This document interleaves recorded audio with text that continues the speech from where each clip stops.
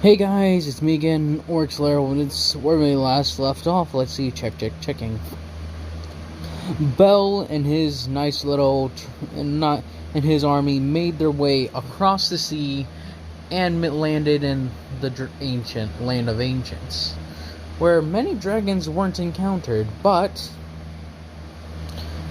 lizard folk were. They had good relations until, of course, Gwen came to town and essentially said for them to bow before him. Before he was able to unleash the onslaught, Bell intervened, this causing conflicts between him and his father. As they finally started to fight, all the warriors were ready to go fight each other. Bell's forces extremely outnumbered, to like a high degree, being supported by some of the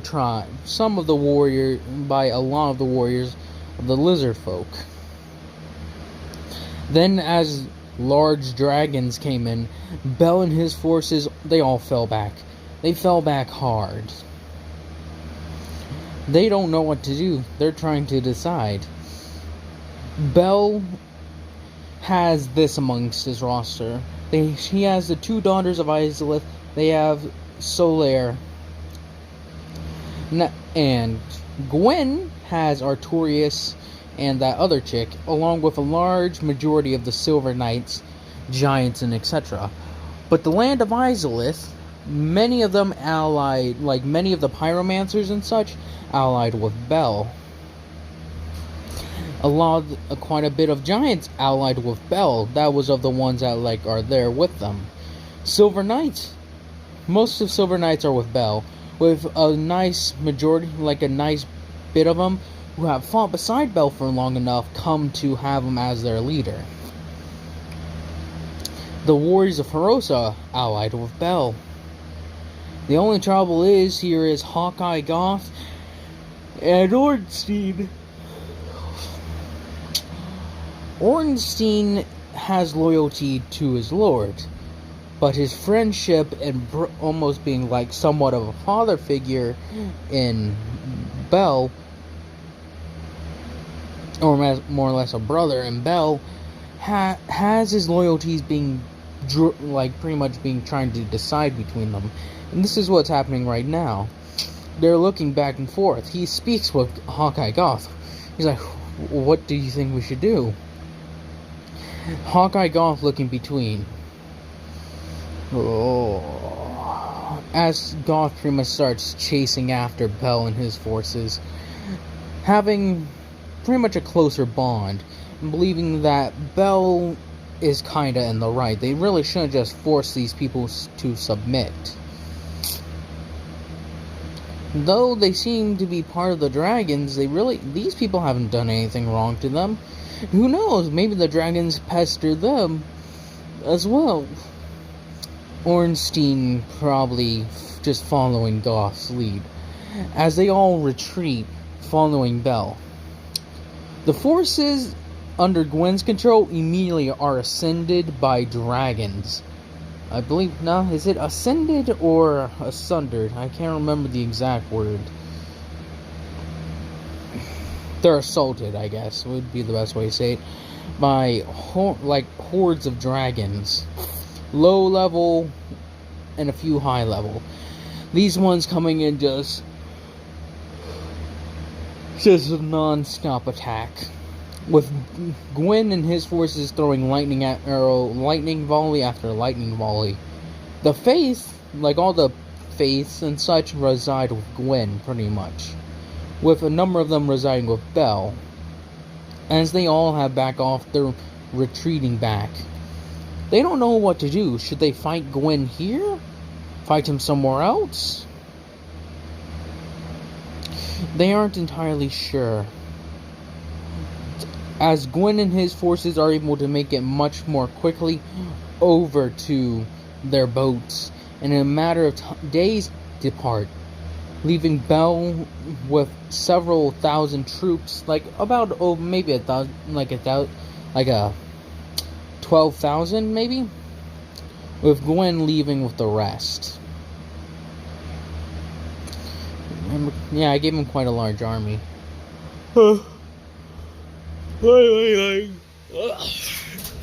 Gwen and his forces making their way back, and he orders the destruction of the Bell's church, having ordered that each of these churches are laid to rest, or, well, pretty much destroyed. He will wipe away his son's memory. He also destroys Ornstein's thing, making Artorias captain of the guard, with Smo being added to the ranks of Gwen's knights, as he has served faithfully. Gwendolyn and Guinevere question this, but their father pretty much instantly quiets them, as they understand this and bow.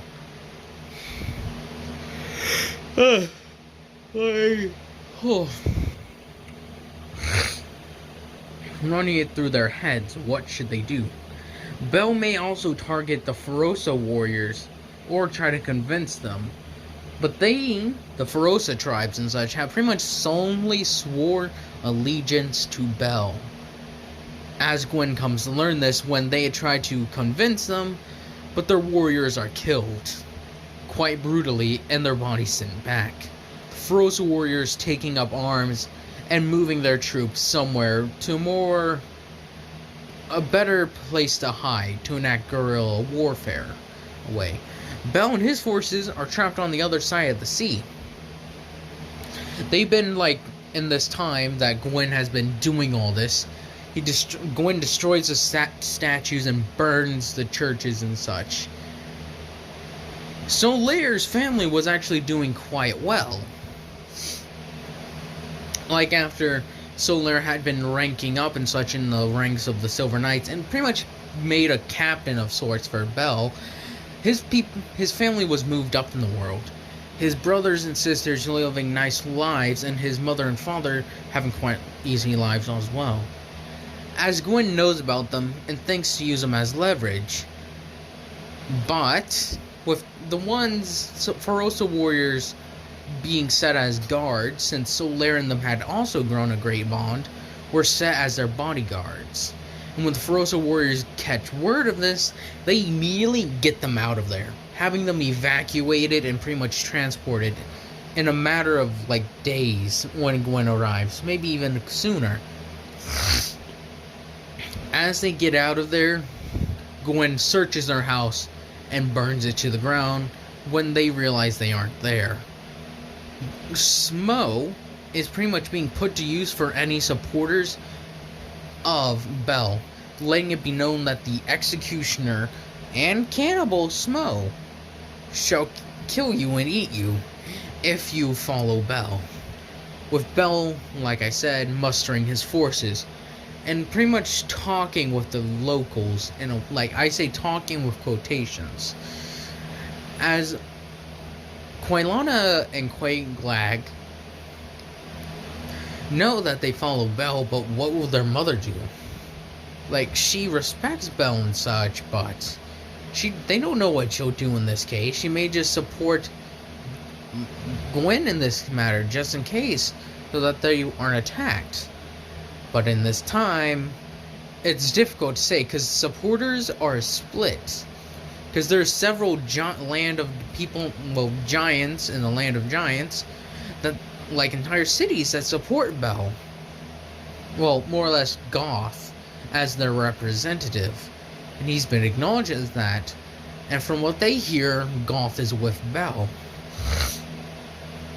But some of the others just believe that he's turned traitor and has allied himself with the dragons. It is a very confusing situation for a lot of people. So now they're trying to find out where each of them lies. Ferosa warriors are dead set against being not on Bell's side. The land of Izalith, she's trying to figure out everything. Trying to keep her, figure out what to do. The land of giants, well, that's a mixed bag. And Orlando, and that entire, all those human cities, that's a mixed bag as well. Nobody knows what to do. Aside from them hearing that Gwen is torching the churches and such of Bell's churches, and the warriors that follow Bell, being executed with extreme proficiency.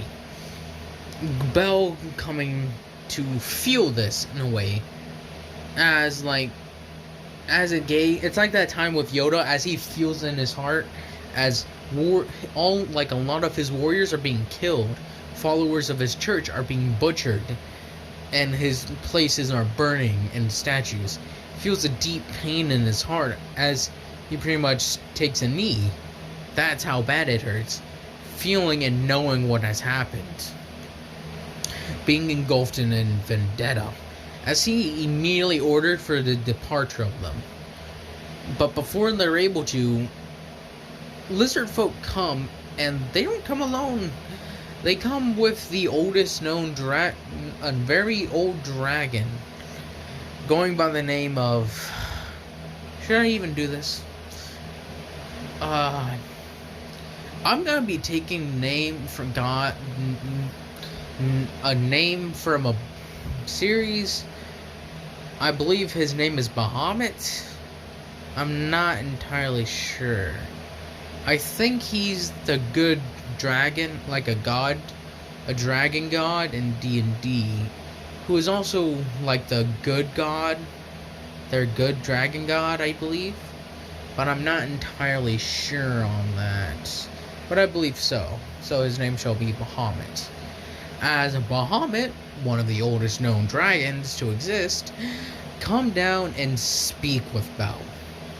Bahamut being massive, easily over 1,000 feet. This dragon's size is enormous. And from what Bell can tell, he is powerful. And that he could tell that if he had to fight him, Bell is not sure if he could win. This dragon's power is equal to that of a god, and very strong ones at that. Sorry. With this being Bell knowing this, he respects and can tell that Bahamut is a good dragon in a way, as he speaks with them on equal terms.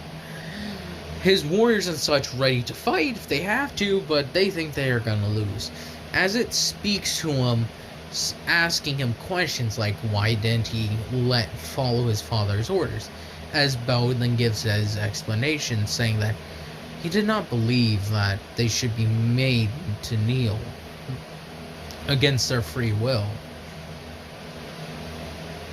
I do not wish that, as he speaks in a very calm and nice voice, with Bahamut coming to understand this, also acknowledging Bell's good heart and great spirit, and also acknowledges his weapon, as he says he can tell that it has the blood of his kin drenched in it, as Bell acknowledges this, saying that some of them were very tough foes, as he acknowledges this, and acknowledges the fact that this blade has a very powerful scent, not just a powerful scent, but it has a powerful feel.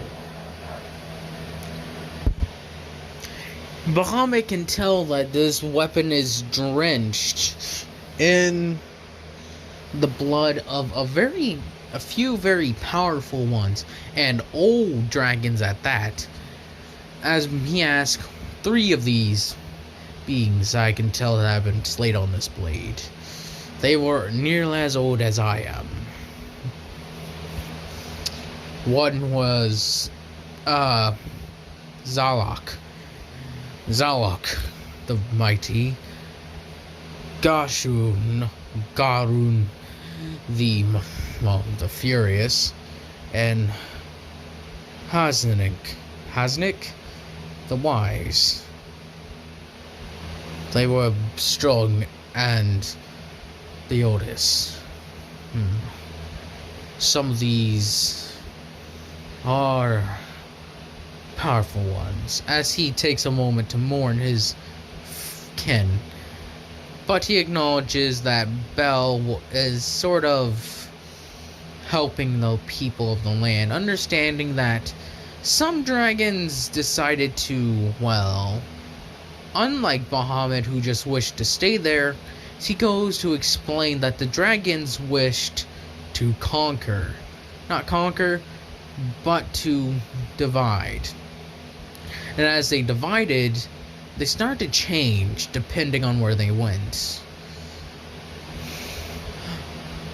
I believe, did I say Halak?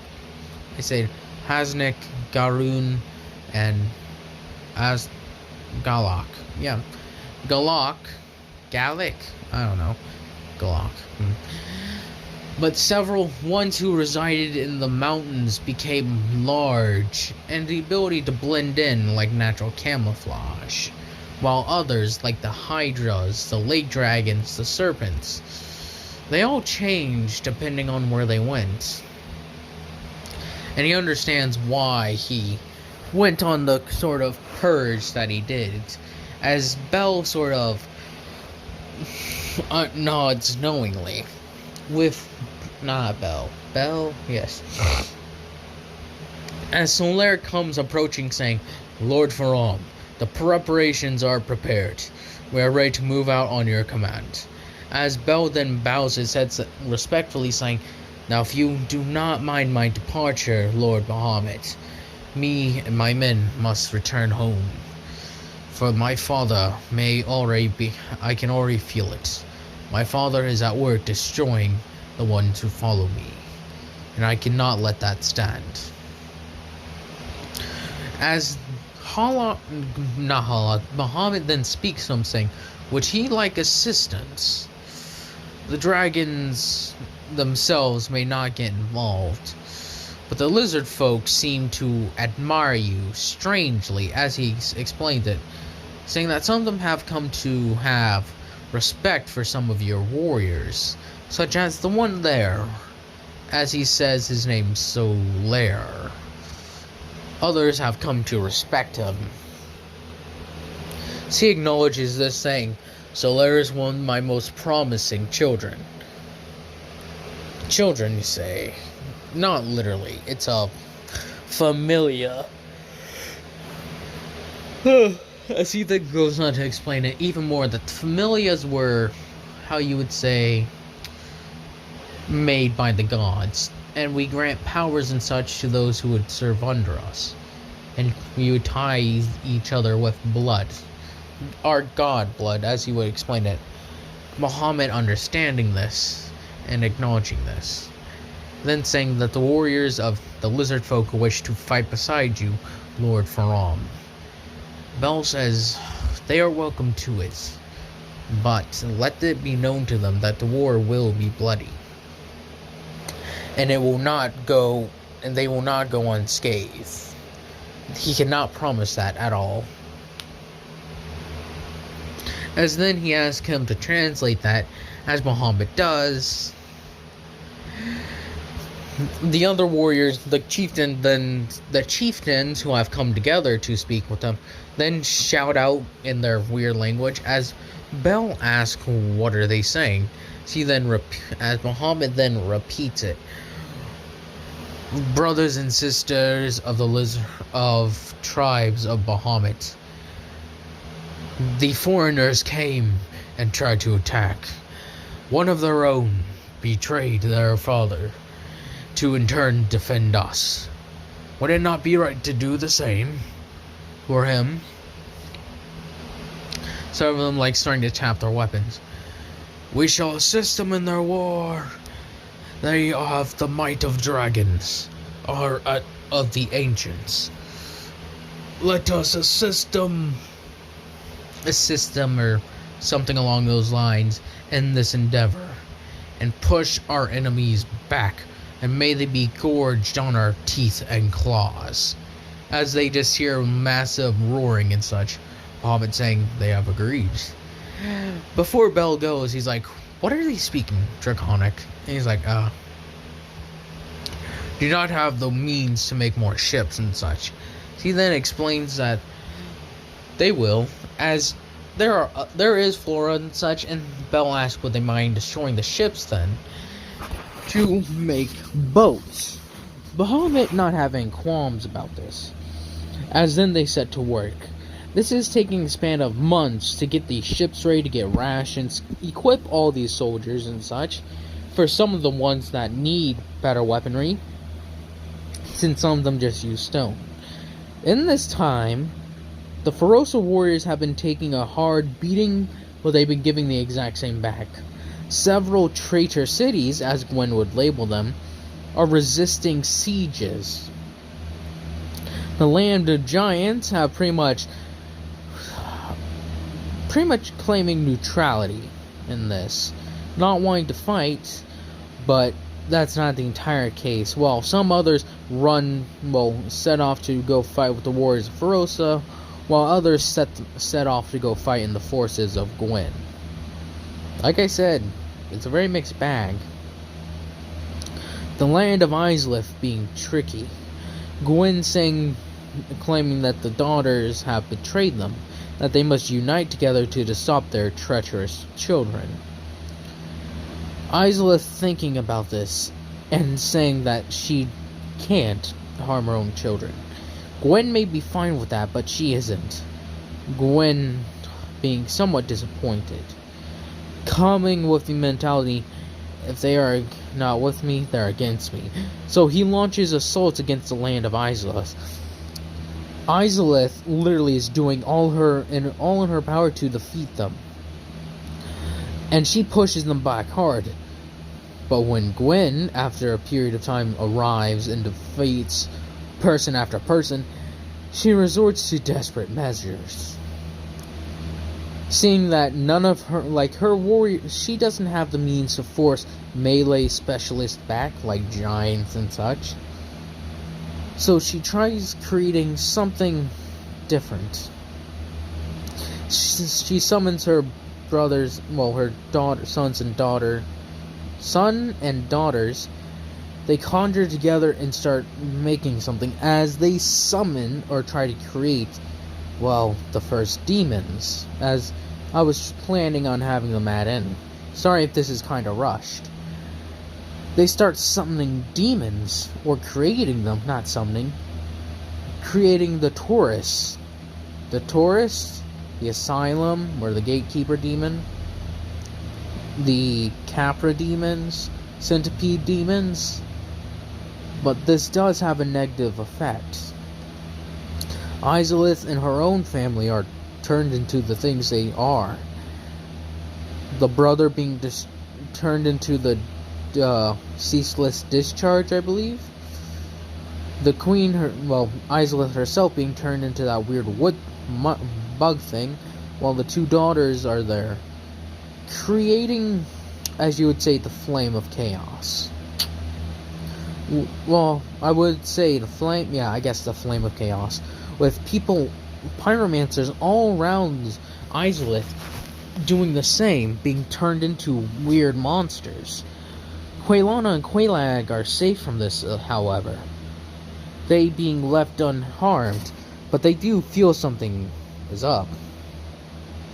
They can't tell what though.